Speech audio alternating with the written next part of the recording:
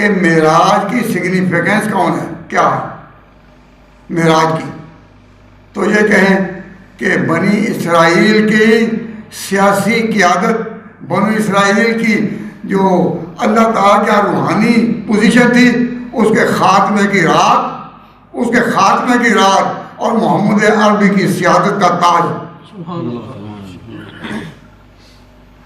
یہ صرف ایک واقعہ نہیں، اس کے پیچھے یہ ہے. کیوں؟ یہ بات کہاں سے معلوم ہوئی؟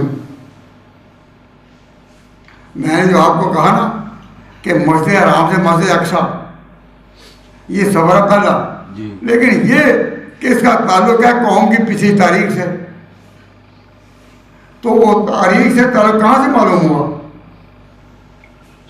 سنو، معراج کی آیت سے اگلی آیت پڑھو.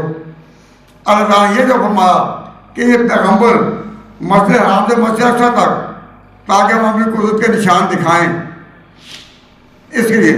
تو اللہ تعالیٰ نے دوسری آیت میں یہ فرمایا وَآتَيْنَا مُوسَى الْكِتَابَ، ہم نے موسیٰ کو کتاب دی تھی.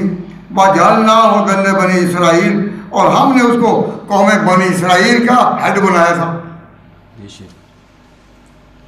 ہم نے اسے قوم بنی اسرائیل کا ہیڈ بنایا تھا. تو اللہ نے یہ واقعہ معراج کی پہلی آیت کے بعد دوسری آیت میں خود اعلان کر دیا کہ یہ معراج جو ہے اصل میں بنی اسرائیل کی سیاسی بزرگی کے خاتمہ کی آخری رات.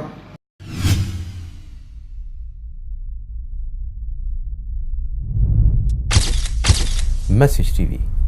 This is your channel. This is your channel.